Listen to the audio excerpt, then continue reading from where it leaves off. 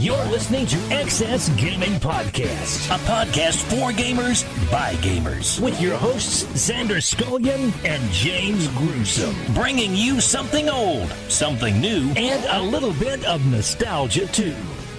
Good morning, good afternoon, or good evening, whichever time you guys are checking us out. This is another episode of XSgaming Podcast. This is episode 90. Wow, episode 90. We're recording this on the 17th of July. I'm one of your hosts, Xander Skullion, and of course, as always, joined with me is my wonderful co-host, Mr. James Gruesome. What's up, James? Greetings to men and women, children everywhere, everybody around the world, the low-life people that play video games. That is just a little joke. Of course, I love everybody that plays video games. Of some little conversation on Xander's page of someone who decided to pretty much accuse anybody that played Pokemon Go of absolutely having no life, even though people are becoming more and more social and getting out and exercising with it, and it's an amazing thing we'll talk about later. But hello, everyone, all you lovely video game playing, hardworking people. I hope you are doing amazingly well today. Definitely. And we have a very special episode. And we have another person joining with us in this episode, my good friend Anthony from MAGUSX1 on YouTube, and also he's the host of My Backlog Battle. What's up, Anthony? Not a whole lot. I'm just another lowly virgin video gamer. Yeah, let's go ahead. Let's go ahead and touch. Aren't we all? Yeah, let's go ahead and touch on this because I mean. A lot of people that listen to the show, they follow my Facebook, and they probably saw what happened. I mean, it was a huge debacle. Like, apparently, okay, we'll talk about Pokemon Go, because that's where it kind of started at, where, you know, I was on Facebook, I saw someone posted a post talking about Pokemon Go, and how nervous they were about it, because apparently, you know, Pokemon Go uses your GPS, so it knows your location, it uses your camera and email address, and some people get really really conspired with these conspiracy theories and stuff like that. And I just thought it was ironic that I saw someone ranting about that, and they were on Facebook. Because Facebook is probably one of the most exposed social media sites that you can be on. That's just the way it is. It knows everything about you. You can go on Amazon and search up freaking, you know, Chinese firecrackers. And, you know, you go on Facebook and all of a sudden you start seeing Chinese firecrackers go everywhere because they know what you're looking at. So I thought that was kind of funny. And, you know, someone was like, oh, you know, if you play Pokemon Go, you have no life whatsoever. When in the contrary, Pokemon Go, despite of all the bad stuff that's happening in this world right now, we won't get into that because I'm not Rush Limbaugh or anything like that, but there's been a lot of bad stuff happening in the world, but the one thing that's been bringing people together is this little app from Nintendo called Pokemon Go. Now, if you've been living under a rock for the past week and you don't know what Pokemon Go is, it's pretty much an app. You catch Pokemon, and it uses your GPS and your camera, and you catch Pokemon, this AR kind of alternate reality sort of thing. And I don't know, have you guys played any Pokemon Go yet? I have not. A little bit. Yeah, I've been playing some of it. It is not your usual mobile game. You know, usually mobile games they're played when you're at the doctor's office, or maybe if you're on the toilet for a long period of time and you want to play something for a short span of time. Where Pokemon Go is a little bit more interactive. You do have to go out. You do have to walk, and it gets people out of the house, off the couch, and interacting with other people. It's such a horrible thing to do. You know, I haven't played it because I kind of joke around and say I'm too old for Pokemon, meaning I really kind of missed it. I didn't watch the cartoon. I didn't play the original game. I saw it come out, and I was like, oh, what's that? I saw a lot of kids liking it, and to me, technically, I'm kind of just too old, you know, though I have been playing Pokemon Snap, and that's the first Pokemon game I ever played, and it's kind of cool, but I don't see how anybody can not do anything but help have but appreciation for this game. It really became a phenomenon, and it really is actually getting people together. I've seen lots of posts from people who have anxiety problems, and they've been getting out and actually talking to people, and it's really been good for people's mental health. So I mean, I just I can't have anything but respect and think something like that actually is just really cool. Yeah, it's interesting. It's brought people together. It's done one thing that for years people have associated video games with, and that is, you know, staying in the house, being reclusive. This is doing the absolute opposite. There's been a record-breaking attendance at local parks. Parks have become, you know, more of the norm now. People are going to parks. I got 2 invites this week off of Facebook where people are actually having Pokemon Go bar crawls. You know, people are going downtown and, you know, having drinks, having a good time, but catching Pokemon. You also have small businesses as well, relishing Pokemon Go. You know, because the way it is some of these places that are well known become Pokestops, and Pokestops is like you go by there and you get supplies, you get more Pokeballs, maybe some eggs, potions, all that jazz. Oh, my wife, Liz, her mural she did at the Rock Shop is actually I think maybe is it a Poke Gym or a Pokestop? I'm not sure. She told me, but it's actually, you know, listed, and it's like Rock Shop mural, and it's actually like that's awesome at the mural she did. That's awesome. But yeah, I mean, so you have all that, and so you have businesses like some bookstores that be like, oh yeah, you know, we know we're a Pokemon stop. Stop by, get your supplies for Pokemon Go, and oh yeah, we have discounts on all Pokemon merchandise right now. So it's helping out small businesses, and this is amazing. Nintendo really hit the nail on the head with this, and the way I've been kind of taking it in, it almost makes you think of like the old school arcade days in some sense. Well, wouldn't you agree with that, Anthony? Yeah, it's crazy because I was out with a friend and she and I played Pokemon Go, and I saw people wandering around with Pokemon Go. And it's crazy because I'm seeing all kinds of people with this fucking game, you know? It's nuts.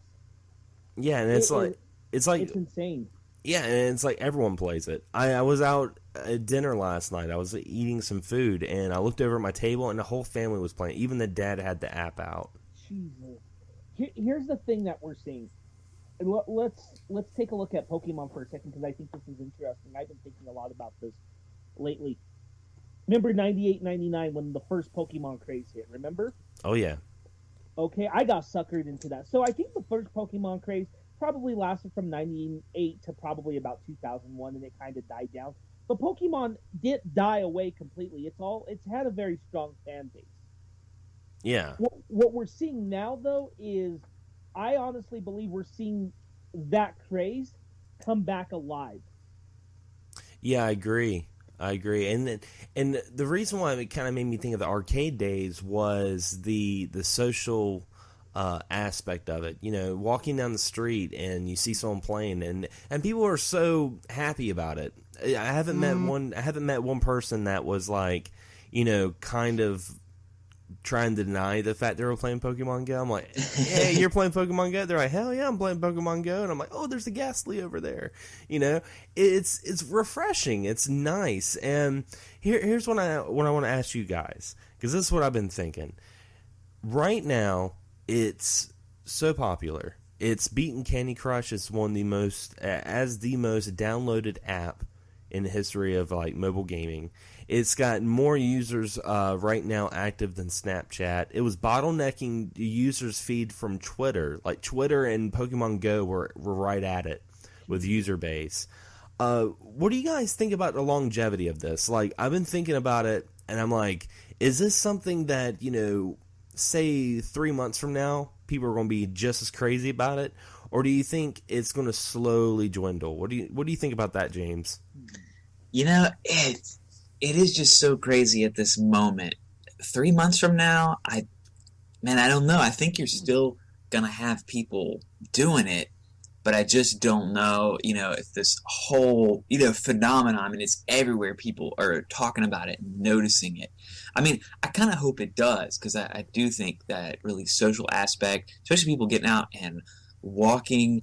I've heard of animal shelters letting people like walk their dogs while they go out and play it, which is, you know, really great for them.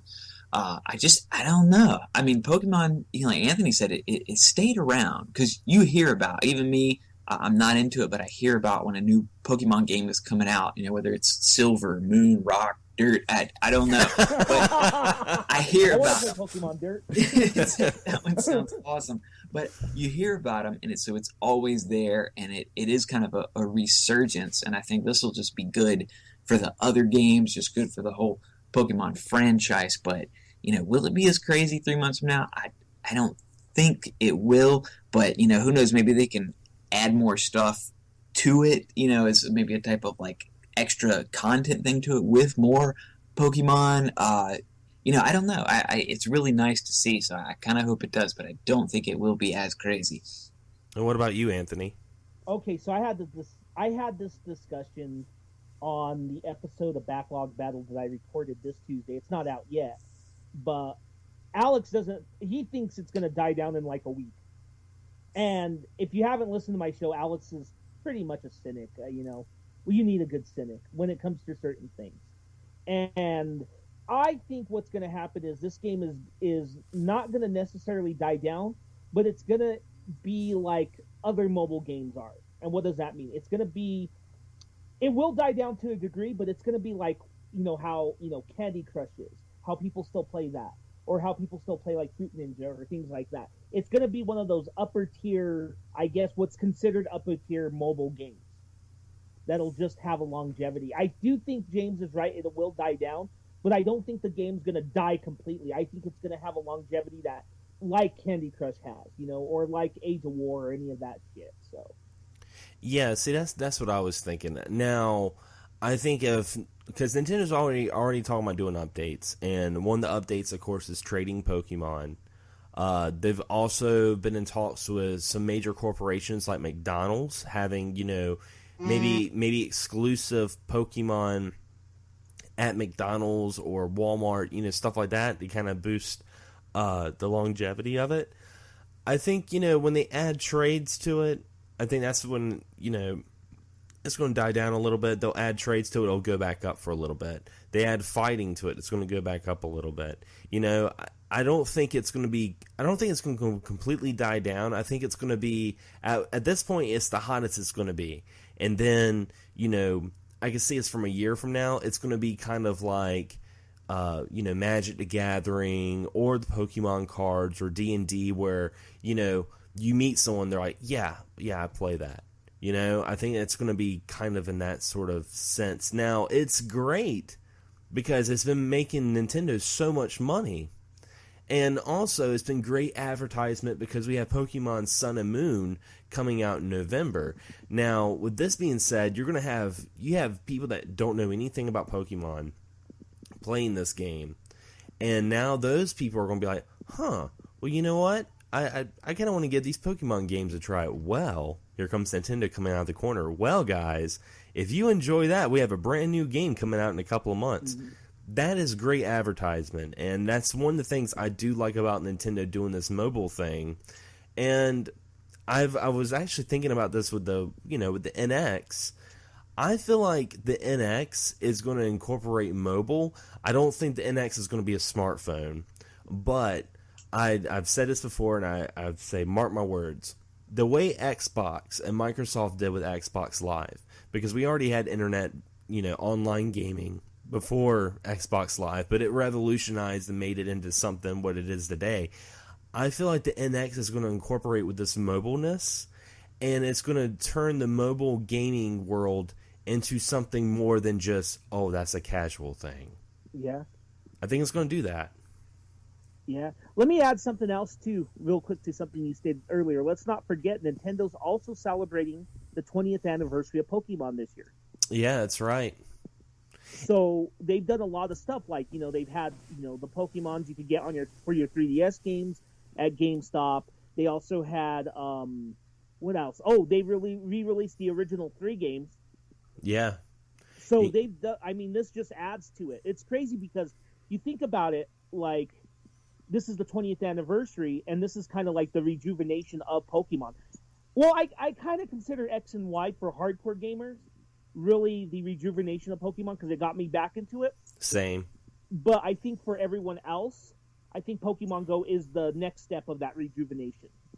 Yeah, I agree with that. Like, it was almost like Pokemon X and Y was like a refreshing palate cleanser for longtime fans, where this one is like bringing people out of the woodwork. I mean, I remember I was like last night, I pulled up Pokemon Go at my house and I saw a Squirtle pop up. This is a funny story. I saw a Squirtle pop up and I'm like, oh man, there's a Squirtle somewhere.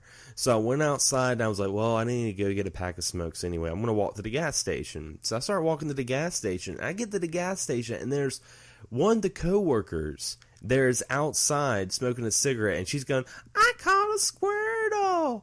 And I'm like, damn it. She caught the Squirtle I was looking for. And the thing is, she had never watched a Pokemon cartoon. She didn't know what Pokemon was. She didn't even really know what Squirtle was, like the significance of finding Squirtle. She was just like, this has been a hot topic, and I just want to play the game. And that's how you get people. That's how you get people into this kind of thing. So, kudos to Nintendo for doing something like this. I mean, I know like a year ago when Nintendo was talking about doing mobile, everyone was kind of like, oh God, you know, what were they going to do? I mean, back then, people, when they heard of like Miitomo and Pokemon Go, those people were like, why don't they just put Super Mario Brothers on the smartphone? Why are they doing this? And I'm glad they didn't do that. I'm glad that they didn't just do emulation on the mobile devices. I'm glad they're doing something a little different. Definitely. If they did emulation, I feel, on the phones. Look, here's the thing about Nintendo. They don't like to cheapen their brands. And I hate to say it, but what they do is, you want to still play Super Mario Brothers? Buy a 3DS. Buy a fucking Wii U. I'm sure NX will have some sort of virtual console, right? Yeah. Yeah. Buy our consoles if you still want to play those games exclusively, or something that's Nintendo related. By adding it to mobile phones, I feel that kind of cheapens the game in a way for what. Not every, like how many Final Fantasies do we have on here? It doesn't work. It works differently with Final Fantasy, but I feel with Nintendo it's different because they're known for being kind of exclusive with their products. So on their front, it would cheapen it. I don't feel like releasing Final Fantasy VII on mobile phones cheapened that game, because that's Final Fantasy. It's all over the fucking place. But I feel, too, you're right as far as like with, especially something like a Mario, and how the play control is so good. And that's something I think I've heard them mention, and just how you can't get across that great play control on something like a mobile phone. It's just overall going to be lacking the experience of it all. Yeah, you're absolutely right, James. I think trying to control Mario on a phone would be difficult with touchscreen controls. And I'm sure if you got one of those controllers for phones that they have now, I heard that some of those have like a lag issue. So yeah. Now the next mobile games they're talking about with Nintendo is they're talking about a new Animal Crossing coming out and Fire Emblem. That's what they're talking about now.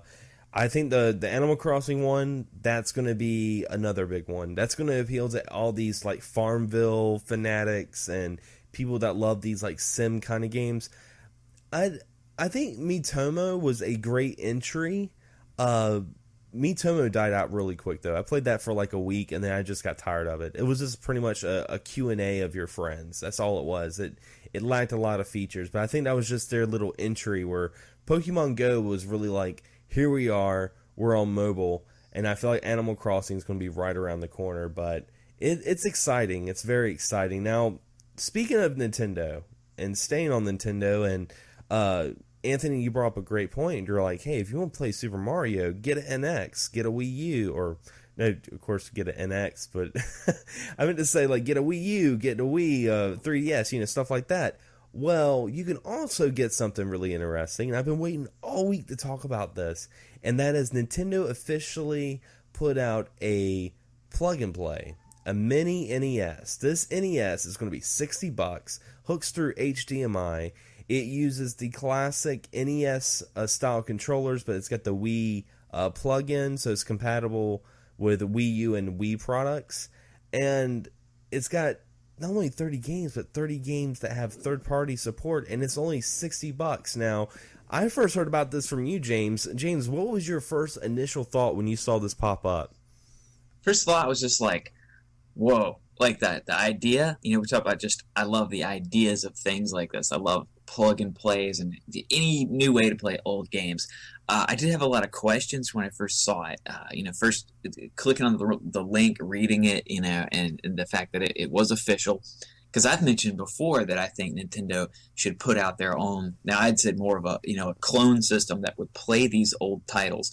This isn't quite the same, and now after learning more, it will not play carts. It is just a plug and play, no add-on games. But those games, like you said, looking at the list, it's like wow, like these are really good games. It's a very varied list. It's not just Nintendo. So, if it was just like a whole thing of black box games, like that'd be kind of cruddy, I think. Because, like, honestly, who wants to play a lot of those? A lot of those suck. They're classic. Yeah, they were great 30-something years ago. I don't want to play baseball now, Yeah, exactly. But this is just, it's really cool. And I mentioned just being old crotchety me. I told Xander after a day or two, I was like, man, I'm really sick of seeing about this thing. But I kind of got over that. I think it's cool that a lot of people are excited. There's a lot of people, to me, most people I probably talk to or know on Facebook, I just assume they have a Nintendo. I just assume they have these games, but there really is a lot of people. They don't want to fork out that overpriced cost of what it is now. A lot of these games cost money. Some people, and this gives people an affordable, really cool looking. It's a nice collectible thing. If you have all those games, just another easy way to play. Maybe give it to your kids, have it in another room, whatever, carry it around if you go on trips. I think it's really awesome. I think it's really cool. People are excited about it too, because I see, like I said, I got sick of it because I saw it so much. But it's just people being excited, and this is just really cool. And I hope we see more things like this.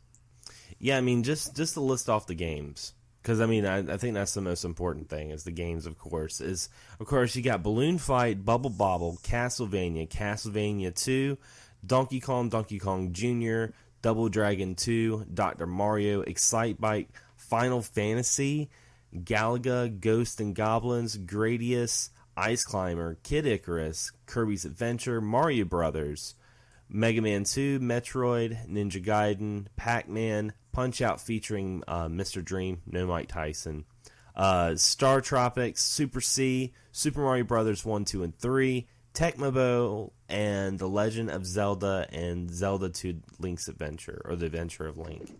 So, I mean, these are not, little budget titles or like little just only Nintendo stuff. You have Final Fantasy on there. You have, Ninja Gaiden. Mega Man 2, the Mega Man 2 and Double Dragon 2. I was like, wow. Like, those are just two games I used to rent constantly. And Star Tropics. As we all know. Yeah, as we all know, Star Tropics is becoming more and more popular. It's become one of those things where everyone's like, nobody really talks about Star Tropics, but you go on YouTube and everyone's talking about Star Tropics. You're not kidding anybody. That game's becoming really popular. Mm-hmm. But I think it's a great idea, and the thing is I was kind of like you in some aspects, James, where I was tired of hearing it, but I was tired of hearing it from collectors. And what I mean by that, Anthony knows where I'm going with this. You're talking about the negative. You saw more of the negative. Yeah, I saw people that were saying, I have a Nintendo. I have all these games. Why do I want to get this? Or I'd hear people like, why don't you just get a Raspberry Pi and get more games? Or people being like, why doesn't it play carts? I'd like it if it played carts. Here's my thing. If you're a collector and you have a bunch of video games, you have a huge library of NES games, this product isn't necessarily for you. I'm not saying that you shouldn't get it. If you want to get it, that's awesome. But it's not necessarily for you. This product here is for the person who is just like, hey, I like the old Nintendo. I want to get a new Nintendo. And then they see the retro market that's oversaturated, that's like, hey, we're selling NESs now for, 30 to 40 to 50 bucks. They see that NES, and if you want a top loader, forget about it. You're going to be paying over $100. You can get a clone console like the Retron 5, but at the same time, those have does have some issues as well. So you can get this official plug and play, which is unlike the Atari flashback and the Sega flashbacks that we've seen in the past. Everyone still brings up being like, well, everyone trashes on the Atari plug and plays and the Segas, but Nintendo makes one and everyone just shrugs their shoulders. Well, this is because it's an official brand of Nintendo. It's not made by a third-party Chinese knockoff. But the thing is this is something for the casual market. You know, this is something that you would buy for your kid. You know, a great example is I want to get this. I have most of these games, but the reason why I want to get it is because I have a 4-year-old nephew who is really interested in video games. He really wants to play video games. The only problem is my console's over 30 years old, and I don't want him around it unless I'm there. Or my carts. I don't want him around my carts unless I'm there. So I can get him this. He can hook it up in his room. He can play Nintendo and have a good time. And I can have the security knowing that my collection is going to be intact. So yeah, that's what this is for. This isn't for, you know, collectors and stuff. And also, the people that I saw that were getting really upset about this, that really thought this was a terrible idea, was either one, they had a retro store. So they're kind of scared that this is going to dip in their pockets. Or two, there were like people that I know that resell negatively. You know, people that I know that, you know, flip online and they oversell stuff. And that's the thing, like, they're like, oh, this is going to be terrible for the retro market. This is going to make the retro market go high. You know, people's going to be getting and collecting. Not necessarily. I think it's going to be half and half. I think you'll have people who will buy this and want to start collecting Nintendo. But I think you'll have people that will buy this and they'll be perfectly fine because this is the only reason why they want Nintendo. Mm-hmm. You know, because, yeah, I think you guys can agree. Collecting video games, you got to have some commitment. You have to have space. You have to have income. You know, not everyone has like an extra room in their house that they can fill up a bunch of bookshelves full of video games. Right. You know? Well, think about it this way. Aside from guys like us who own like Wii U's and stuff and 3DS's and things like that, they have the virtual console, right?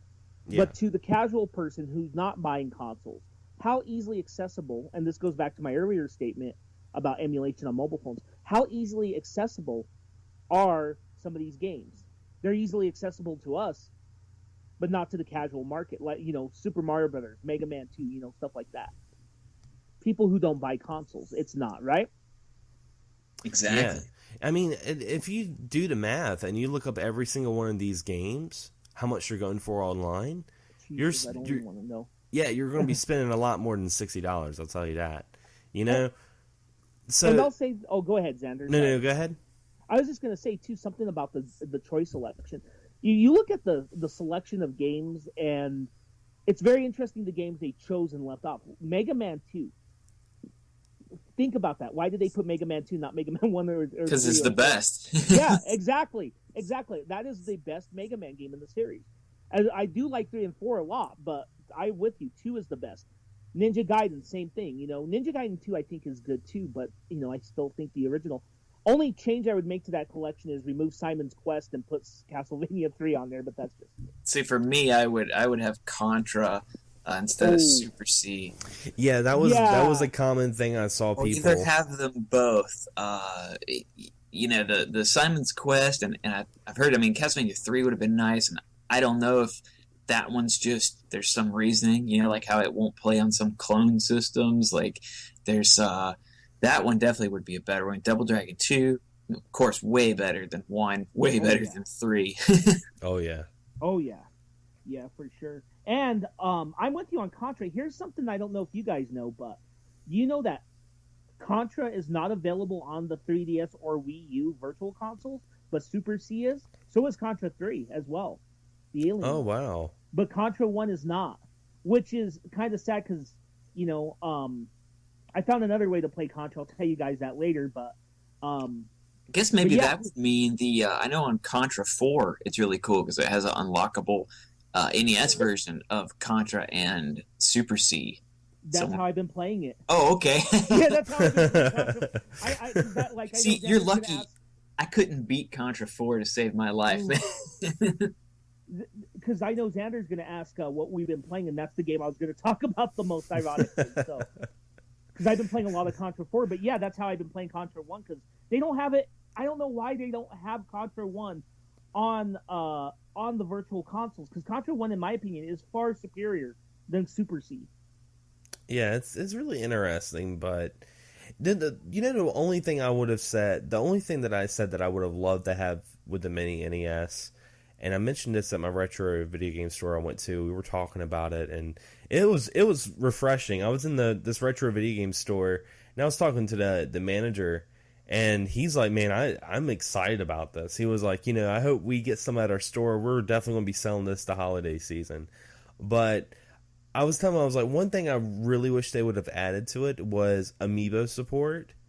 And the reason why I say that is like it'd be awesome if you had like certain amiibos, like say you had the Samus amiibo and you put on the mini NES and you can play Metroid, because that was already a feature with the with Smash Brothers. Is you would put the amiibos and you could actually play demos of the NES or Super NES titles on Smash Brothers. So it would have been kind of cool if you had Samus, or maybe if you had the Duck Hunt dog, you put it on there and you could play, Duck Hunt, or I'm looking at some of my amiibos. That would have right been now. like a cool feature. I imagine it was probably just too much and not helping with it, because it seems like they tried to keep it rather cost effective. It's like it's the cost of a new game. I just imagine something like amiibo support, as cool as that really would be. It was probably just too much, and I mean, hopefully we'll see some other ones like this. A Super Nintendo system, maybe a different version of the NES one. Maybe somehow they could. I don't even know if that probably wouldn't work. I was like, if they could make a special like light gun edition one. I don't even know. Hey, I can just dream. It might not even be feasible at all, but, who knows? Like a 64 one eventually. I mean, there's all kinds of possibilities with it. It opens up a lot, and for all the people that said Nintendo wouldn't do it, because of, it's going to eat into their virtual console money, it's like, well, here's a little proof they're, doing another little something just to kind of like give back and show like, hey, it definitely is not all about the money. I was going to say, too, the funny thing is, it'd be funny if they came out with, like, a mini plug-and-play NES2, and it's a top loader. That would be funny. I have a question for you guys. Real quick, just out of curiosity. Name off 3 games that you would like to see in a follow-up to the NES Mini. That's not on this one. Oh, that's interesting. Can you think of any, James? Pro wrestling. Was Metroid actually on this one? It wasn't. No, I mean, Metroid would be another one. Man, I was thinking just that I got Final Fantasy, like Dragon Warrior would be another kind of cool RPG to have out there. Codename Viper, just because that game is awesome. Another Capcom classic. Man, there would be... God, and the fact with these other companies on there, with the Konami and Capcom, I mean, that just opens up even so much more. I mean, I love the idea that it's just not, Nintendo only. Well, I know which ones I would want. I would want Jackal to be on it. I love that game. Also, just put another RPG on it. Put the original Dragon Warrior. That'd be kind of cool. And just to get collectors mad, because I like to see these, people that are with these big shelves that are holding onto these games like their retirement investments. Put little Samson on it. Just put little Samson on it, so everyone's just like, no. That'd be funny. But with that being said, do you guys think that this is gonna, and I'll ask you, James, first, and Anthony can chime in. Do you guys think that this is going to like put a huge negative strain on the retro community, or do you think that this is going to be a way to kind of maybe make these games kind of drop a little bit so it's a little bit more affordable? Maybe make that bubble that everyone talks about, this bubble popping. Is this a way to kind of help that? What do you think about that, James? It's just it's all about the games and people being able to play them. We enjoy playing them. Other people should. Everybody, I think, should embrace that. Just the ability for people who might not normally be able to do this. Also, I think you mentioned to someone too before about, well, that's, one less person that's going to be out there looking. They're like, well, you get those people who's like, oh man, I really want to play, Metroid Punch-Out, Mario Bros. Like, they really only want to play a few games. So they have to go out the trouble, get Nintendo. That's another Nintendo, off the market, from out there. It's more games, and if someone has a system, well, they're more likely to go out and be buying more games. Some of those, hidden, $1,000 games that you could be out there getting, but this casual person who just wanted a Nintendo for a few games, happened upon that. And this person doesn't have to do that anymore. They just have this. I mean, I think it will, cause, the cause of it's going to be less people going out there and buying the actual physical ones.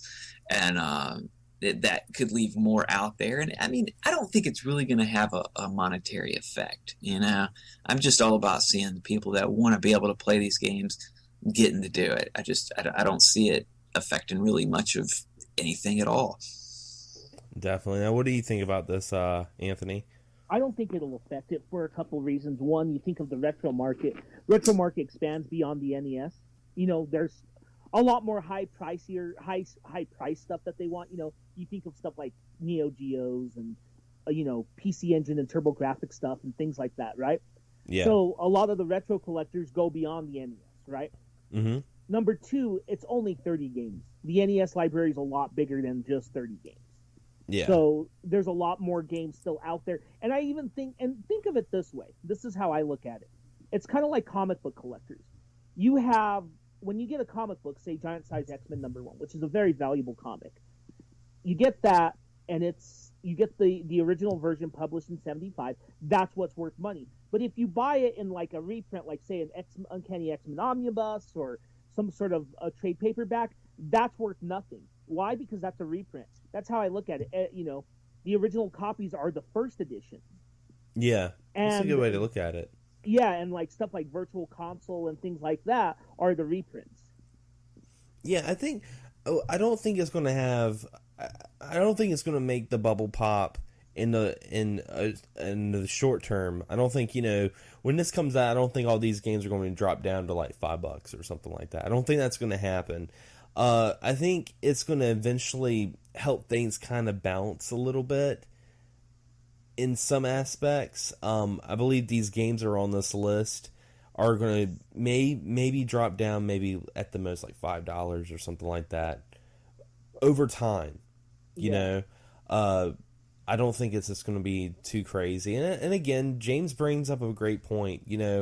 This stuff right here is going to keep the casual people from buying from the snarky resellers that are charging you, $60 for Super Mario. The people that are buying Mario for way too much because they don't know any better, and they're like, hey, it's an old game, it's probably worth a lot anyway. I'm going to go ahead and pay this guy $60 for Super Mario. It's going to keep these people safe. And in the long term, it's not only going to keep them safe, but it's also going to keep the retro market to a certain degree of where it needs to be. So, in the long run, it's going to be great. But I do have to say, guys, we're going to take a small break. So we're kind of bleeding on the time a little bit. But when we come back, we're going to be talking about games that we've grown out of, or maybe games that we've grown into. It's going to be very interesting. So sit back, relax, guys, and we'll be right back.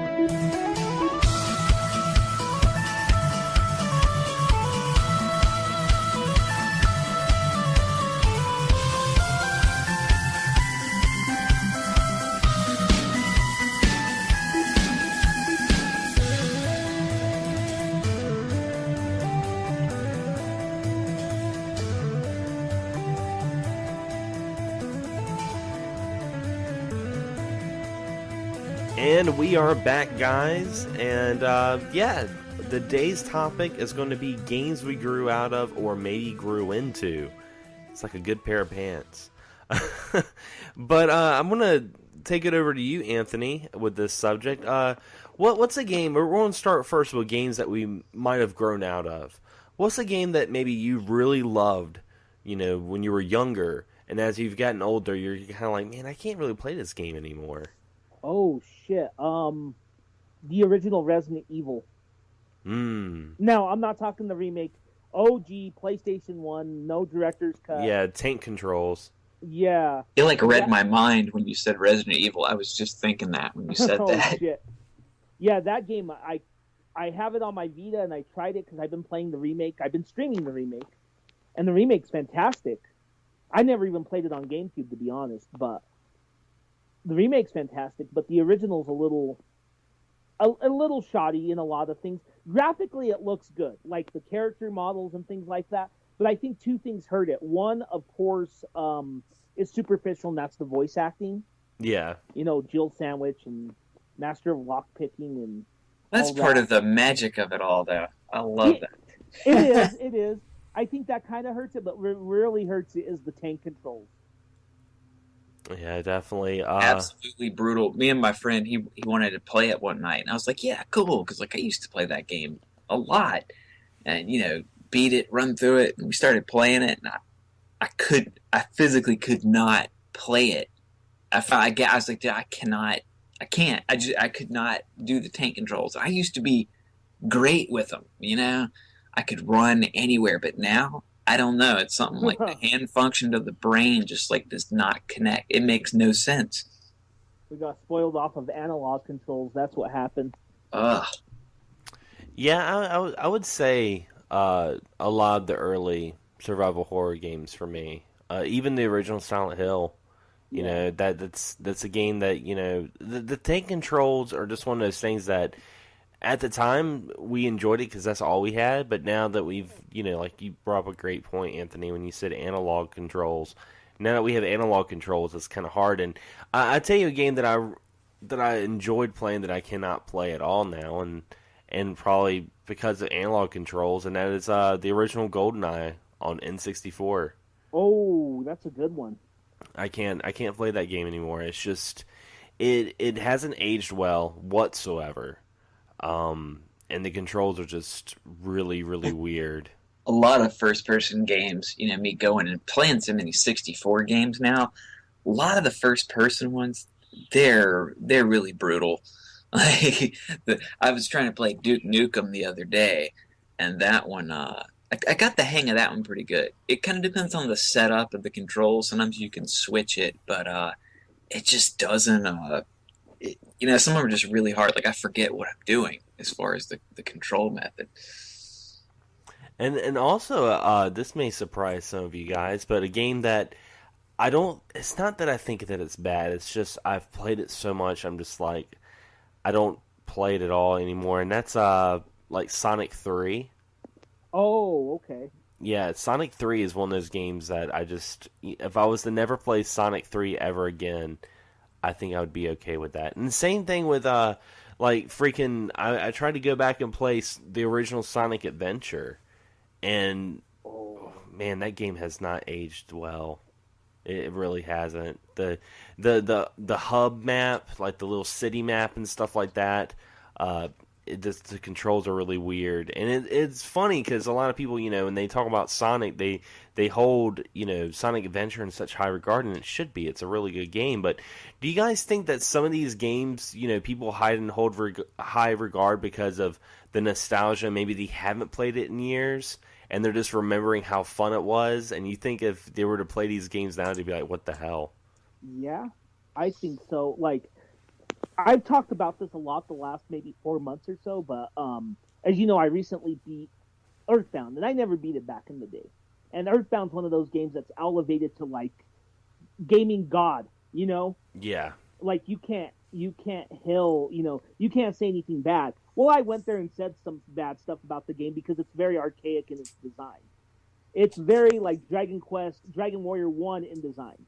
Like, oh yeah, the biggest problem with that game, because no one wants to acknowledge the problems of Earthbound. How dare you? You know? Well, fuck you. I am going to acknowledge the problems with Earthbound, and one of those problems that I noticed is it has a terrible inventory system. Terrible inventory system. Yeah. Its inventory system and user interface is atrocious. I'm sorry. It's very just stepping back, considering it's a Super Nintendo game. You know what? Here's the thing too that's funny about it. It came out in that time period that we got Final Fantasy VI and Chrono Trigger, and games like Final Fantasy VI, for example, really elevated the way you handle equipment in a game. You know, we talk about how great the story is and all that, but let's not forget, like, you know, the optimize feature that Final Fantasy VI introduced. Oh yeah. Yeah, how big, you know, that really solved the problem of inventory issues and fumbling around with equipping stuff, you know? And then you have Earthbound, which, yeah, I'm done. Well, Earthbound's one of those games that I feel like everyone should play at least once. It's a good game. Yeah, especially with it having such a cult status, and now that it is available on Wii U and Virtual Console, and now everyone can enjoy it in some way without spending the same amount you would spend on a used car, you know. So I mean, it's nice that people are able to play it. I think it is a charming game. I would say it's charming. I don't think it's the best, you know, JRPG ever made, and I can see where it's got the cult status. The one thing that I like about Earthbound that I will say is I like the fact that, you know, you can run into the monsters, and if you're a high enough level, it's an automatic victory. Yeah, there's some cool... I may have shitted on that inventory system, but there's some really neat stuff that game does as well, too. So, Earthbound, I'm with you. It's charming, but it's flawed.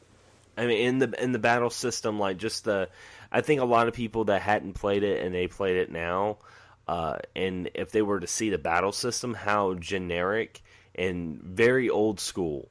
You know, it's first person view, like, you know, Dragon Warrior and Phantasy Star. It's like that. I think that would turn a lot of people off, considering, you know, the style that Final Fantasy brought to the table has become such a norm with turn-based RPGs. I think it would turn a lot of people off if they were to play it now. Yeah, I agree with you. I agree with you on that. So, what about you, James? Well, there used to be this magical game in the arcade called Pit Fighter. Now, I don't know. It was magical at the time. I thought it was very cool. You know, like Bloodsport, Kickboxer, movies like that were very popular. Underground fighting, digitized graphics, which at the time, you know, I think everybody outgrew those because it was really awesome back then. I think, at least we all thought it was awesome. Maybe it was cool. It was cool. We were just fooled from the start. But Pit Fighter, man, it was 3 players. You know, that added a lot. Sometimes, you know, it's like you had a lot of 2-player games. Sometimes you had 3 friends. Somebody always had to take a turn and switch off. This case, everybody could jump in, and it was really fun. They made it on the home systems, and these are universally panned now. I had the Super NES version as a kid, and I actually beat it. I'm really proud of myself for that because it's a very, very cheap game, and I even played it the other day on a Midway, you know, arcade collection, and I don't know. I say I kind of outgrew it, but I don't know. I still sit there and play through it. So it's definitely, maybe it's just lost some of its magic over time. I just remember the big black dude with the jogging pants that had the knife. I'm bad. He'd say something, or, oh boy. I don't know what it was. Pit Fighter was full of 80 stereotypes. It was, and it was really fun. I'm trying to remember. I even did a Let's Play of it. It was a beat-em-up game, and it used that same sort of like digitized style. Oh, that one is called a. I know what you're talking about. It's something about with streets or gangs. Yeah. You were like that, and you were about like these people trying to stop drug dealers and stuff like that. I remember one of the guys picked up a homeless guy and threw it at me. One of the guys from Pit Fighter, he was a body, or I guess digitized body actor for one of the characters in that game as well.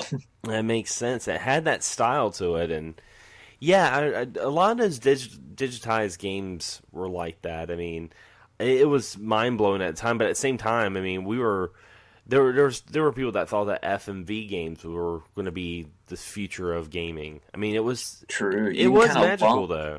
You can kind of lump both those into the same. You know, they're products of their time, and for their time, they were mind blowing, but they kind of faded away pretty quick, and they're definitely something that doesn't hold up. I mean, I think none of them, they're more funny now, you know, at least when in the FMV type games like that kind of stem from that same area, like your Dragon Warriors and stuff.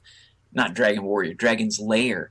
That's one example, you know, as far as like Laserdisc games that I think those still hold up as far as graphically, how they look. You know, I still think they're playable. Those are ones that somehow managed to kind of last the test of time for me. I think it has to do with the, you know, cartoon style graphics. Those are kind of hard to outgrow. Freaking Space Ace. Love it. Yeah. That's a good game. Yeah, I'm trying to think of like some games that I grew out of, because see, here's the thing, there's like games that I grew out of that I'm not into as much, and I'm going to kind of talk about a genre here, and I don't want to say that I've grown out of it, but I don't know if this genre was like a pair of pants, it'd be a pair of pants that I would have to wear like as long as I wasn't eating anything like heavy, because the pants would be kind of uncomfortable. That's the best way to describe this. But JRPGs, okay? I love JRPGs. Always have. I believe I always will. But the thing is my style of gaming has changed drastically as I've gotten older. Now, when I was a lot younger, I could like finish 2 or 3 JRPGs in a month. That was not even a problem for me. I'd take them down and go on. Now it's got to the point where a JRPG is an investment. It's like, you know, it's like going to the gym at this point, you know. It's something that you gotta have the dedication and have to play. And, you know, some of these games, unfortunately, some JRPGs, they don't get interesting until you've chiseled away like 10 hours into it. You know, great example would be like Final Fantasy 13. Everyone would be like, oh man, Final Fantasy 13... it gets really good once you play it for 10 hours. And I'm like, well, shit, I'm lucky if I get 4 hours a week in gaming. I'll say this real quick. Alex and I have talked about this, about how JRPGs are just an investment as you get older. But he and I were talking about Persona 4 in particular. And I think that game is a masterpiece. But I've always said the biggest flaw for that game is the first 3 to 4 hours of that fucking game.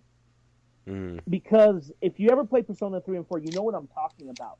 It takes fucking forever for you to even get into your first battle or move your character around. Oh, wow. That game is amazing. That game is a masterpiece. It's one of the best JRPGs out there. Once it picks up and its pace is great, right? Never slows down. It does have some long cut scenes, but it's a JRPG, so you can kind of forgive it as opposed to maybe a 20-hour Kojima game where 17 hours of the game are cutscenes and 2 hours of it is gameplay. Yeah. But Persona 4, I think it's one of the best JRPGs ever produced. But again, its biggest fucking flaw is those first 3 to 4 hours, because you can't do a fucking thing, really. Yeah, you brought up Kojima. That was a good point. That's probably a game I grew out of, and that's the original Metal Gear Solid. I've played it so much now that it's just... I try to go back to it, and I'm just like, I don't feel like playing it. It's a great game, don't get me wrong, and I mean, but that's one of those games I played like over and over and over again. But I think you get some games like that. Sometimes either you play too much, or I have quite a few games that I've beaten, played, and they were great. You know, like they could be outstanding, but I never want to play them again. I just couldn't go back to something like the original Boy and His Blob. I thought it was, amazing. I loved it at its time. I beat it, and it was just like, I don't think I couldn't go back and play it now. I might have beat that one again at the time. And another one for me was Goonies 2. Oh, yeah. Yeah. You know, such a great game. I love the Goonies movie. You know, this game comes out, it's like Goonies 2. Like, everybody's like, where's Goonies 1? You don't know. And then you played it somewhere, but you don't really remember. And it was on one of those Play Choice 10s, you know. But Goonies 2 is, wow. I mean, you really needed maps. Nintendo Power was, you know, a lifesaver. But an awesome Konami game. It's really cool music, like, you know, kind of Castlevania-ish or Metroidvania-ish. You know, you go around different areas, get new items to go on. And that's one I love, but man, I definitely couldn't play that game now. There's some, I don't know if it's like a patience factor or like a time with some of them that you just, you know, maybe that attention span is just a lot better as a kid. I could name 2 for me from the NES era. Castlevania 2. Because when I was a child, I didn't, you know, that game made me feel like a fucking idiot. Like, I didn't know where to go. But then you realize that the game was poorly translated as you get older. So now, like, you know, whenever I buy, like, Castlevanias on Virtual Console, I buy every single one, but I will not fucking go back to Castlevania 2. because it's designed poorly. Even you know what, even think about it, even if the translation was good, you know, remember, you have to collect hearts, and remember how rare it gets to get hearts in that game, to buy shit. You know, like 1 in every 10 enemies dropped a heart. 1 little heart. And you have to collect 100 of those fucking things. So there's that. And then the other one is fuck Battletoads. I love that game as a kid. But again, you know, I tried it again some time ago. And I still, that third level, like as a child, I was willing to put in hours to beat that third level where you ride the bike. Oh, yeah. But now I'm like, fuck you, I'm done. Yeah, it's weird. Like, I feel like I've gotten worse at video games as I've gotten older. It's like I've lost the magic sometimes, you know? Yeah. You know, it's kind of like, you know, Trick cereal, you know, at one point Trick cereal looked like shapes of fruit. We talked about this in the last episode. Look like shapes of fruit. Now they're just balls. Are they balls because I lost the magic and I don't see the fruit anymore? But I feel like I've gotten that way with some games. Like, I used to be really good at some platformers. A great example would be like Mega Man. I'm not as good at Mega Man as I used to be. When I was a kid, dude, I would just fucking fly through Mega Man 2 and 3. But I go to play it now, and I'm like, oh, man, dude, Top Man stage is pissing me off. Well, you know, it's funny. I've been streaming Mega Man, and I've been realizing that more and more because, like, I'm, like, talking shit like, yeah, I'm going to fucking conquer Mega Man 2, 3, and 4. There I am an hour and a half later. Fuck, this guy's stream's over, bye. You know? Yeah, it is funny. It's really funny because I don't know if it's because of my, you know, as I've gotten older, my reflexes have slowed down or something. I don't know. Or maybe because when you're a kid, you have nothing else to do, you know, and you're just like, this is the only game I have. I got nothing else to do. I'll be bored if I don't play anything else. So I'm going to keep shoveling away on Stage 3 of Battletoads. You know, speaking of Battletoads, one game I still do not really care for. I still don't really care for Battletoads and Double Dragon. I never played it. It's okay. I don't know. It's just like, meh. I don't know. I kind of liked it. I mean, it wasn't anything outstanding. I think it's the one that it was really just was it really more of a Battletoads game? Yeah, I think that Double Dragon guys in there. I think I use the Double Dragon guys a lot. If I ever play it now, I do.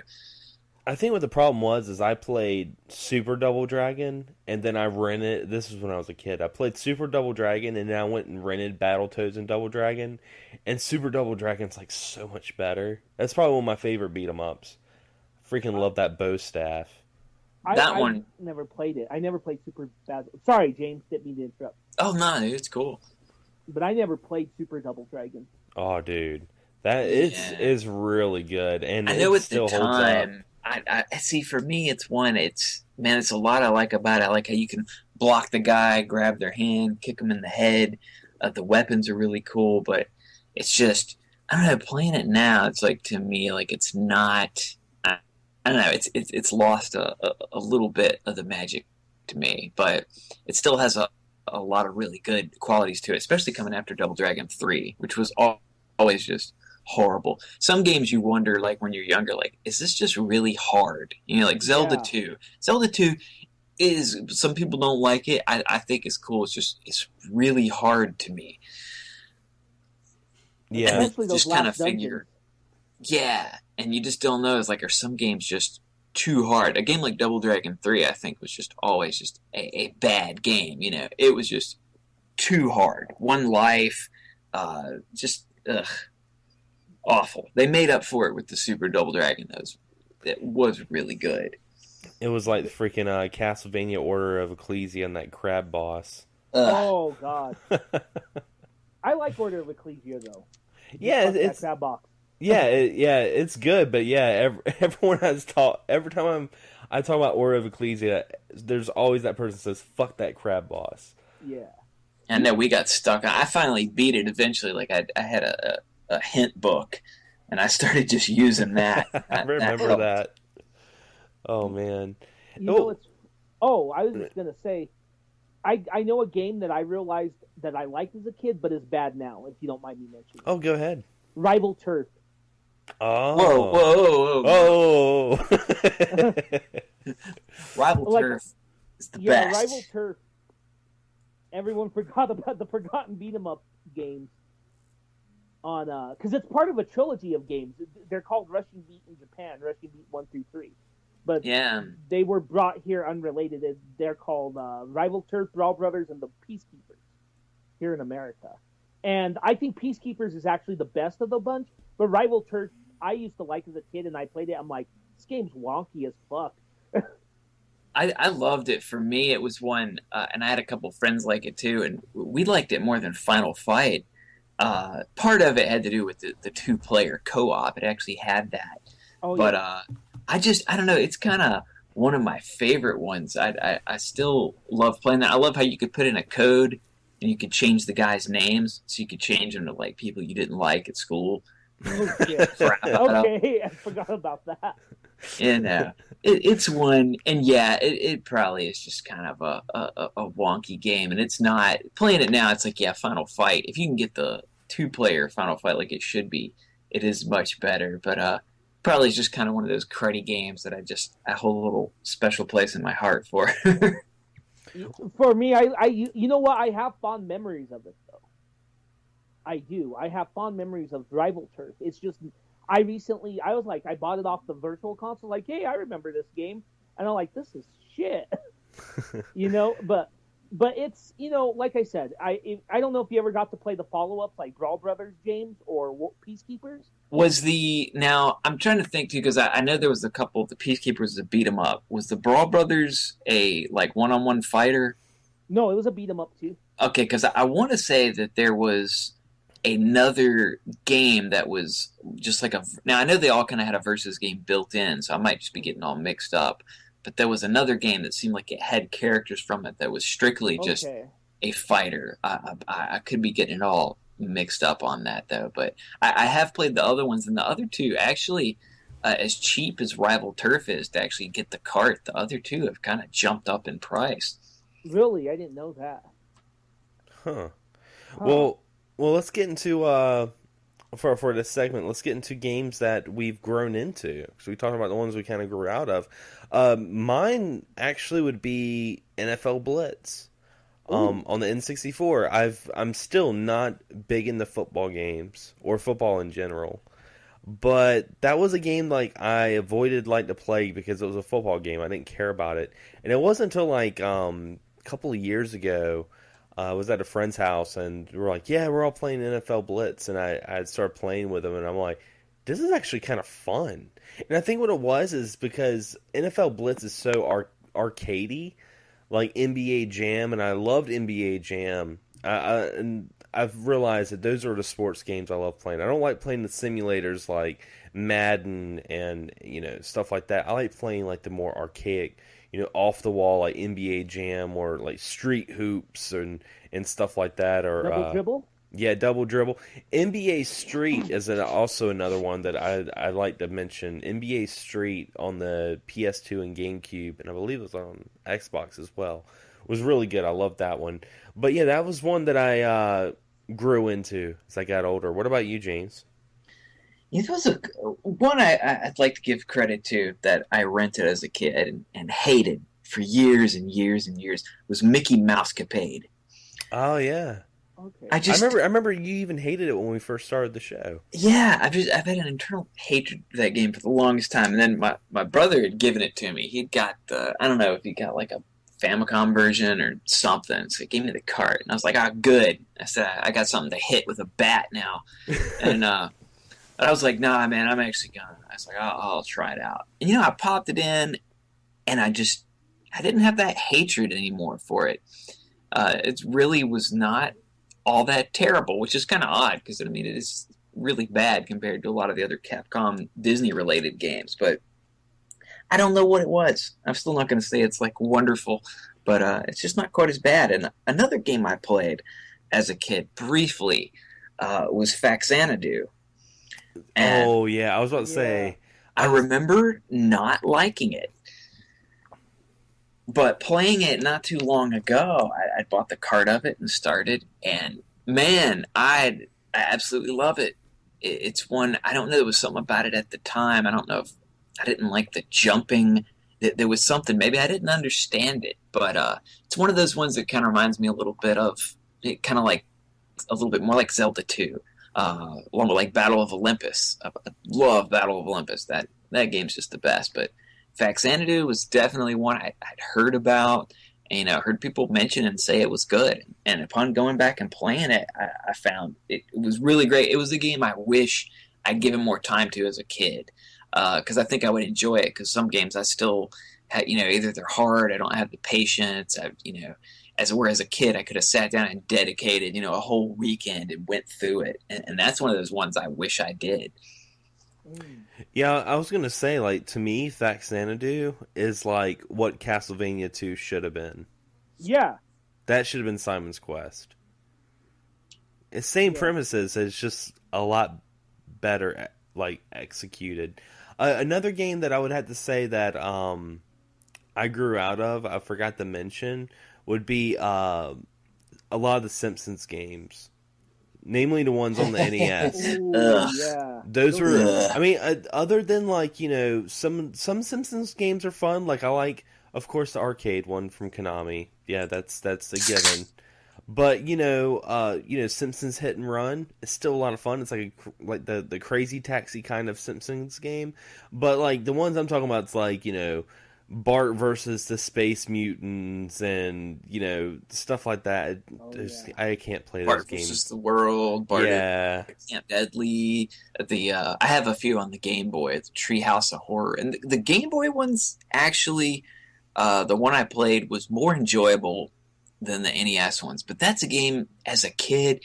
You're so excited. Simpsons like the hottest thing in the world, and you might have played the arcade game, and you're like, I get this on the NES, and you still hadn't learned yet that you're going to be disappointed every time that happens, but you have that hope, and you get it, and it looks fun, and you're like, this is going to be great, and you pop it in, and you like die immediately, you don't know what to do. It's the exact opposite of what it should be, which is fun and awesome, and it's terrible. And you're like, damn it, advertisement and comic book. You got me again. They even had ads that were pretty expensive, it seemed, with fresh Simpsons animations and stuff. Yeah, I just remember seeing a lot of the Simpsons animation like ads and stuff like that in comic books. Like I remember getting the comic books and you'd always see like Bartman doing some shit. And you're like, oh man, this is gonna be awesome. Yeah, it wasn't. I mean, Roger Rabbit was about 1 billion times more fun than Bart versus the Space Mutants. Yeah, that was a bad game. But I'm trying to think of some more games that I kind of grew into. 8 Eyes is a game that I couldn't really enjoy when I was a kid. It was a little too hard for me, but as I've gotten older, I enjoyed it more. I like 8 Eyes. And trying to think of some more, because I got 8 Eyes is definitely one of them, though. That's one that's just, man, I'd had it, it's one of them $20 into the road rack games, and I got it, and it's like I tried to like it so much. And I mean, the concept's cool, with the bird as the second player. It had some things about it, but it's tough too. That it is a very hard one. Yeah, definitely. Now, what we're going to do is, because we're running a little short on time, what we're going to do is we're going to go into games we've been playing recently. Nice. Definitely. I got a couple of games to talk about. Despite being out of town, I have gotten some game time in since our last episode. A game I've been playing last night actually is Timbo the Badass Elephant on PS4. It came out last year.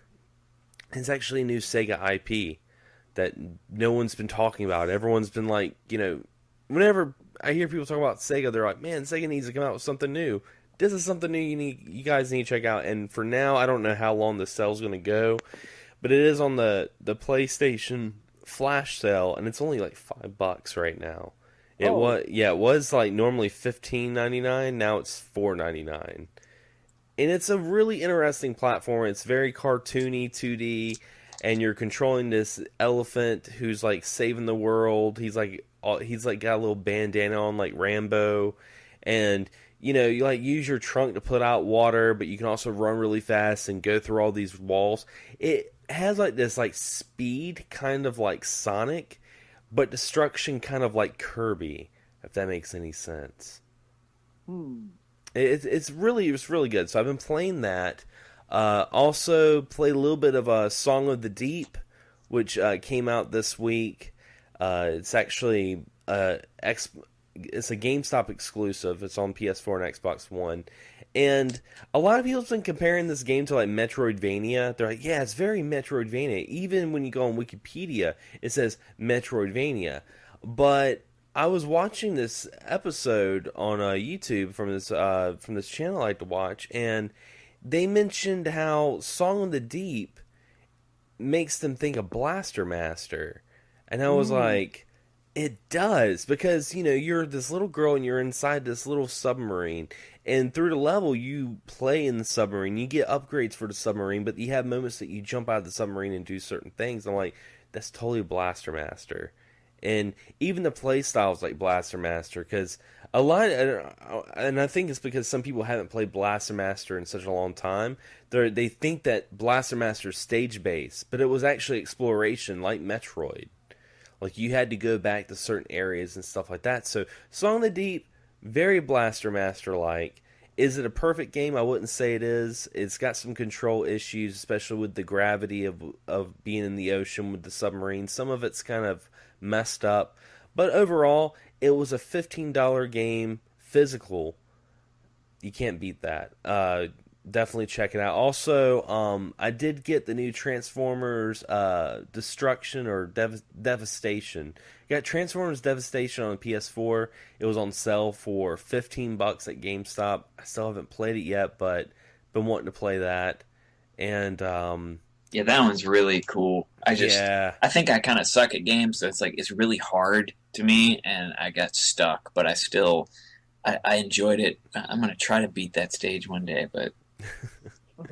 And I played a little bit more Shovel Knight, because life isn't complete unless you play Shovel Knight. But yes, that's what I've been playing. What about you, Anthony?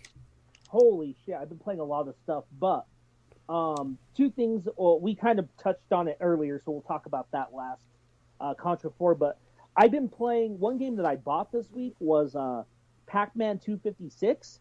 Oh yeah, which is a really neat Namco the last few years have really gone out to make these Pac-Man variants. They made that one Championship Edition. It was DX. DX. Yeah, that one's awesome. DX is good. They even did Galaga Legends DX too at one point, which is really good. Mm-hmm. But they made this new one called 256, which is you're kind of in an endless maze, and not only do you have to contend with the ghosts, you have the infamous, game-ending glitch coming after you. So this glitch wall is just consuming the whole map. Oh, wow. And, it moves slowly, but if you linger in one area, even if you're trying to get away from ghosts, that glitch will come. But here's the interesting thing about the game. They have power-ups, and you actually have a loadout like you do in modern games. And you level up these power-ups by collecting these coins. And so, like, the power-ups aren't just like the power pallets. There's stuff like a tornado and a laser gun and a fire one and a giant Pac-Man. And you unlock more. There's like 50 of them, so I've only unlocked like maybe 11 of them. And as you go through the game, they take forever to unlock. So it's pretty cool. And it's only $5. Nice. Yeah, it is $4.99. I was actually looking at it last night because I know our friend Justin Down Phoenix, he was like, you guys need to download this. Oh, it's good. It's a really good game. So there's that. And then the other game, I've been playing some JRPGs. Don't want to talk much about those because I really do want to talk about Contra 4. Which, I don't know why, but last month I popped it back in after not playing it for a long time. And did Way Forward still. Like, to this day, they killed it with that game. It's so good. Oh, my God. It's a masterpiece. That game is... Look, Way Forward's a company that doesn't get enough credit. They make some really good stuff. They make the Shantae games and the Mighty Switch Force games and, and a lot of other stuff. They made Barbie. They made some really good Barbie games, too. I didn't know that. Yeah. He's being serious, by the way. Yeah. Are they really good or what? Yeah. I don't know. I don't know how to take that, but okay, I'll take your word for it. But they also made the DuckTales Remastered, which I think is a really good remake, but has a tad too many cutscenes that disrupts the flow of that game. Yeah. Yeah, but if they had cut back on the cutscenes, that game would have been spot on up there with, like, say, Contra 4 or Double Dragon Neon. Yeah, Batman Brave and the Bold for the DS and the Wii. Oh, yeah. Really good beat 'em up. Yeah, Way Forward, it kills it with a lot of smaller games. And Contra 4, I'm playing that, and I'm like, fuck, I wish they could just get the license from Konami. Because Contra 4 takes all the best elements of Super C, Contra, and Contra 3, the Alien Wars, and just merges it together into this one wonderful package. And like you said, it's the only way that I've been able to play Contra 1 lately, so... Oh, yeah. And that's if you can beat the game, which I just could not do. I still loved it, and the thing that's so great about it is the fact that it definitely is worthy of being Contra 4. I mean, that's kind of a heavy title to have on something. We've had a lot of the Shattered Soldiers, a lot of the side ones, but just Contra, Super C, Contra 3 are all known classics, and to come out with something so much later on and have that number 4 and have it actually hold up and be worthy of that was really amazing. There's a trick though, James, and I'll tell you to unlock that Contra mode real quick. There's a trick. What I would do is the challenge mode unlocks even if you beat the game on easy. Now, what it does is it does that old school thing. Remember how some games, if you, like Streets of Rage is a good example. You try to beat it on easy, and it cuts like at the halfway point of the game and says, if you want to see the rest, beat it on normal. Yeah. It does that in Contra 4, but it also unlocks the challenge mode. And the challenge mode is what you play through to unlock the extra skins and Contra 4 and Super C. Ah. So that's how you do it, because to be honest, I've never beaten the game on normal either. Okay. But that's how I've unlocked it. Yeah, beat it, because what it does is easy mode. One thing about Contra 4 is, say you get like 2 spreaders, you get the upgraded weapon, right? Yeah. In easy mode, when you get the spreader, you get the upgraded version right away. Nice. So yeah, it does, just beat it on easy mode next time you play it, and then you can unlock all that other stuff. Yeah, that's awesome, because I even tried pitching it off on my nephews. I was like, here, beat this for me.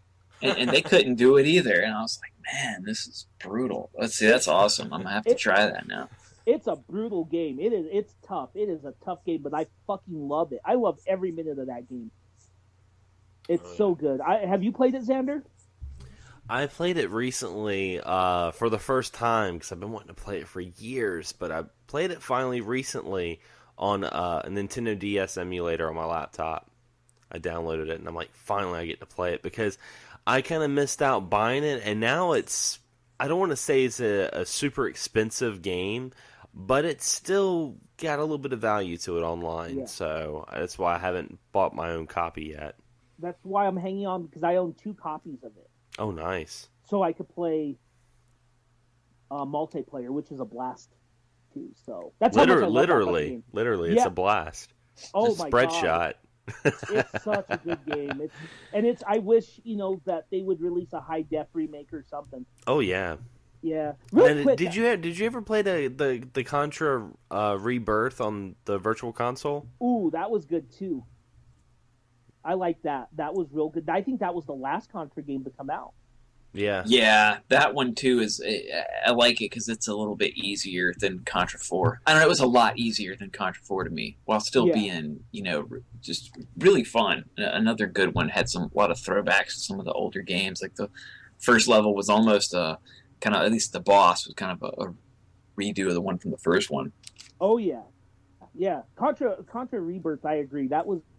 It was a little easy, but I didn't mind it. I liked it. I think they're both really good games. I really wish, that we'd see more Contra, because we have a market for it now.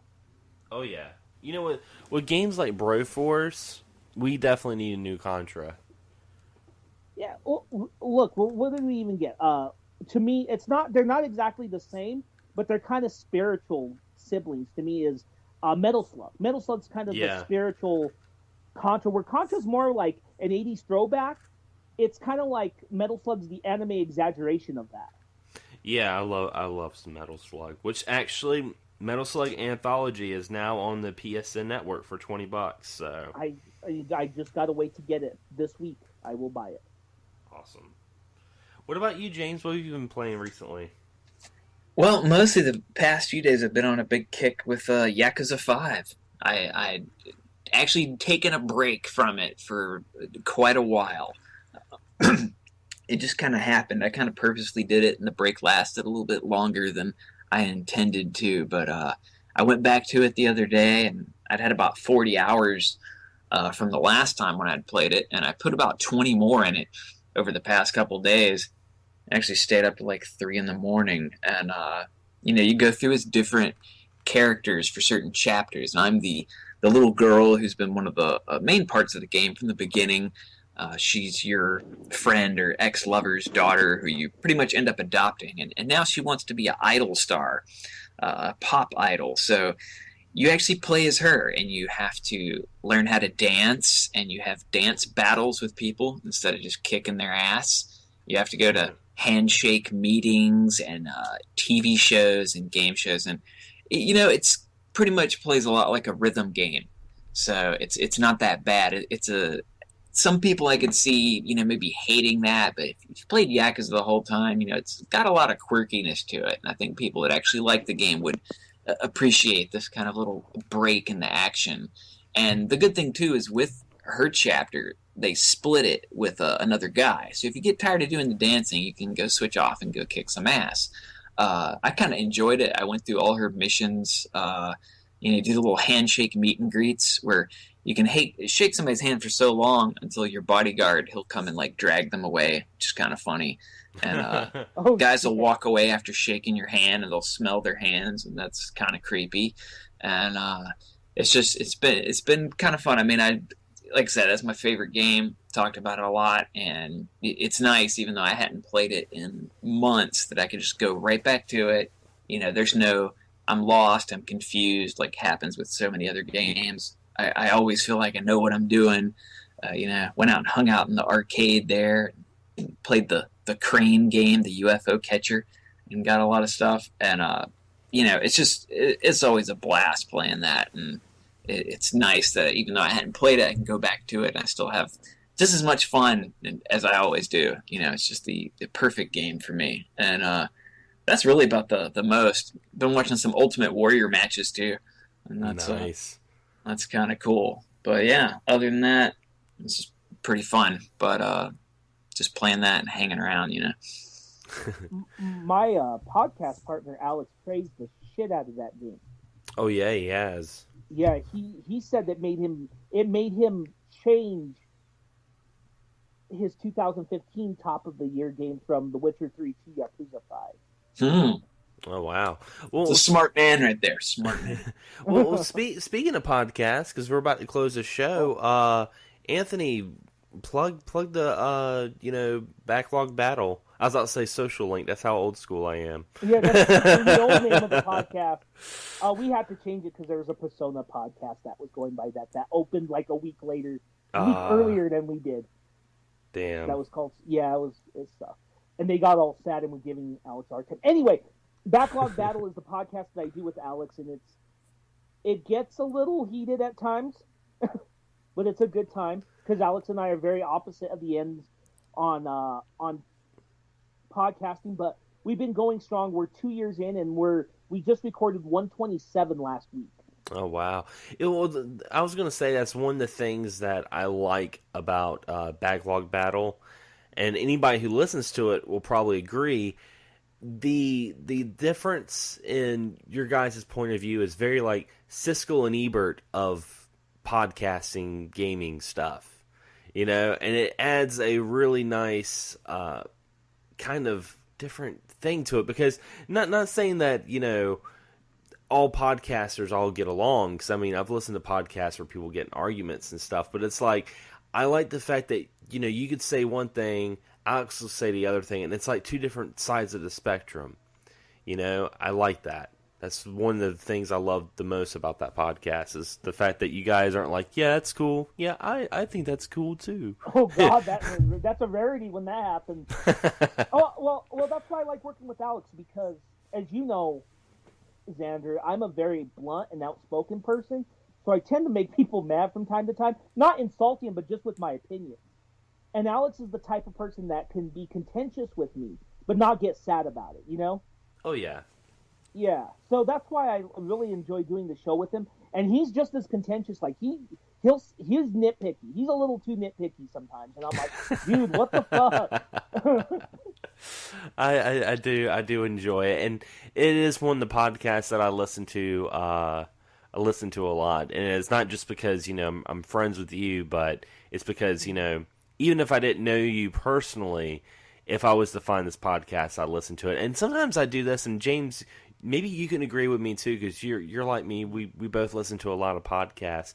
I will go and purposely miss a couple episodes, just so I had that one day of just like vegging out and listening to like 3 or 4 episodes one day. Do you do that, James? Oh, yeah. Yeah, sometimes like I might miss one, one I normally listen to like by accident. And like it's always cool when I go to it and I was like, oh man, like I got 2 to listen to. And I've definitely done that before where, there might be one coming out and I was like, well, I got some other ones I can listen to, especially if it's one I really like and want to hear for a longer period. Yeah, I've totally done that too. It's nice just to be able to sit and, have like 3-4 episodes you want to sit back with. You do like me and just sit in your room drinking tea, listening to podcasts. An old man. I do it though. Us argue for 4 hours. But yeah, I had to say, Anthony, again, thanks for being on the show. I'm glad you came by, and I will have a link to the Backlog Battle podcast. You guys can check it out on Stitcher. That's where I listen to it, but it's also on iTunes as well, right? Yes. It's also on iTunes, but I'm going to have the Stitcher link on the description of this episode. And I also wanted to fill you guys in, because I had a lot of people ask me at last episode meeting, like, where's the episodes on Podomatic? Podomatic is now updated. The only issue is a lot of episodes, unfortunately, had to be deleted, and that's because of memory issues. Now, with that being said, there is a fix another way. You guys can listen to us still on Podomatic and on iTunes for the latest episodes. But if you guys want to listen to some older archive episodes, be sure to check out my YouTube channel, youtube.com/Xander Skullion. And it's actually got a playlist of past episodes that you guys can check out. That's just a little bit of an issue that we have right now with Podomatic. With the memory. Once the memory starts getting kind of high, you have to start deleting episodes, and then it's off of iTunes and stuff like that. So if you guys want to listen to some older episodes, be sure to check us out on youtube.com. But as always, you can listen to us on Podomatic and on iTunes as normal. Everything's back up to date. And the way to uploads is going to be is every other Sunday, we have a new episode. That's going to be on Podomatic and on iTunes. And then for now, on Tuesdays, you'll have the episode being uploaded on YouTube. So if you don't want to go on Podomatic or iTunes, you can listen to it later on YouTube. So just had to say that real quick. But anyway, guys, as always, thanks for checking us out on XSgaming Podcast. And thank you again, Anthony, for being a guest on the show. Definitely a lot of fun, man. Oh, yeah, thank you. And I'd love to come back again. This is my second time on there. So. It is. We shall make it a third. We shall make it a 3. And it was nice meeting James, because last time I was on here, he wasn't there, like you mentioned. So. He was cutting wood. I was playing with wood somewhere, But yeah, definitely, dude. It was fun hanging out. We shall do it again. Definitely. As always, guys, thanks for listening. And as always, happy gaming. Have a pleasant evening, everybody. And play Yakuza.